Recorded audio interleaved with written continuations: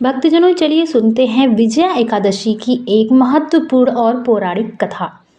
एक बार धर्मराज युधिष्ठिर बोले, हे जनार्दन, हे स्वामी, हे जगत के पालनहार, फागुन मास के कृष्ण पक्ष की एकादशी का क्या नाम है तथा उसकी विधि क्या है? कृपा करके आप मुझे बताएं।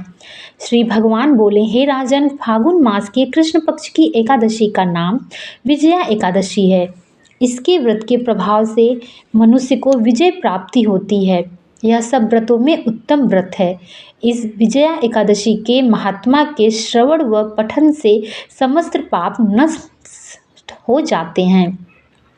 एक समय देवर्षि नारद ने जगत पिता ब्रह्मा जी से कहा, महाराज, आप मुझसे फागुन मास के कृष्ण पक्ष की एकादशी विधान कहिए। ब्रह्मा जी कहने लगे, हे नारद, विजया एकादशी का व्रत पुराने तथा नए पापों को नाश करने वाला है। इस विजया एकादशी की विधि मैंने आज तक किसी को भी नहीं बताई है। यह समस्त मनुष्यों को विजय प्राप्त कराती है।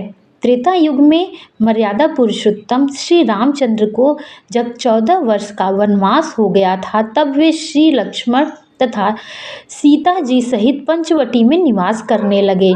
वहां पर दुष्ट रावण ने जब सीता जी का हरण कर लिया, इस समाचार से श्री रामचंद्र जी तथा लक्ष्मण अत्यंत व्याकुल हो उठे और सीता जी की खोज में चल पड़े। घूमते घूमते जब वे मरणासन्न जटायु के पास पहुँचे तो जटायु उन्हें सीता जी का वृत्तांत सुनाकर स्वर्गलोक चला गया। कुछ आगे जाने पर उनकी सुग्रीव से मित्रता हुई और बाली का वध किया। हनुमान जी ने लंका में जाकर सीता का पता लगाया और उनसे श्री रामचंद्र जी और सुग्रीव की मित्रता का वर्णन किया। वहां से लौटकर हनुमान जी ने भगवान राम के पास आकर सब समाचार कहे। श्री रामचंद्र ने वानर सेना सहित सुग्रीव की संपत्ति से लंका को प्रस्थान किया। जब श्री रामचंद्र जी समुद्र के किनारे पहुँचे तब उन्होंने मगरमच्छ आदि से युक्त उस अगाध समुद्र को देखकर लक्ष्मण जी से कहा कि इस समुद्र को हम किस प्रकार से पार कर सकेंगे। श्री लक्ष्मण जी ने कहा, हे पुराण पुरुषोत्तम, आप आदि पुरुष हैं, सब कुछ जानते हैं। यहाँ से आधा योजन दूर पर कुमारी द्वीप है। वकदालम्ब्य नाम के मुनि रहते हैं। उन्होंने अनेकों ब्रह्मा देखा है। आप उनके पास जाइए और उनसे उपाय पूछिए।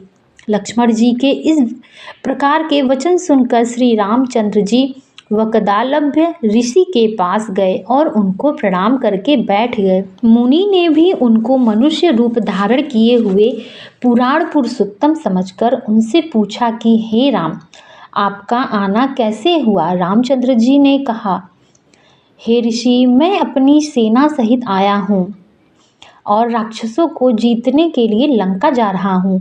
आप कृपा करके समुद्र पार करने का कोई उपाय बताएं। मैं इसी कारण आपके पास आया हूँ। वकदालम्ब्य ऋषि बोले, हे राम, फागुन मास के कृष्ण पक्ष की एकादशी का उत्तम व्रत करने से निश्चय ही आपकी विजय होगी। साथ ही आप समुद्र भी पार अवश्य कर लेंगे। इस व्रत की विधि यह है कि दशमी के दिन स्वर्ण, चांदी, तांबा या मिट्टी का एक घड़ा बनाएं।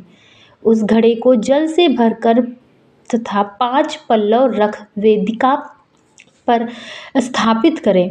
उस घड़े के नीचे सतनजा और ऊपर जौ रखें। उस पर श्री नारायण भगवान की स्वर्ण की मूर्ति स्थापित करें। एकादशी के दिन स्नान से निवृत्त होकर धूप, दीप, नैवेद्य, नारियल आदि से भगवान की पूजा करें। तत्पश्चात घड़े के सामने बैठकर दिन व्यतीत करें और रात्रि को भी उसी प्रकार बैठकर जागरण करें।